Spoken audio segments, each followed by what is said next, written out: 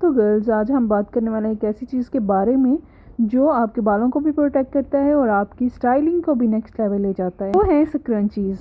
तो स्क्रंचीज़ होती क्या है? स्क्रंचीज़ बेसिकली एक फैब्रिक कवर्ड हेयर टाई होती है। इसके अंदर एक इलास्टिक होती है और उसके ऊपर सॉफ्ट कपड़ा लगा हुआ होता है। ये कपड़ा सिल्क, सैटिन, वेलवेट या कॉटन किसी भी फैब्रिक में हो सकता है।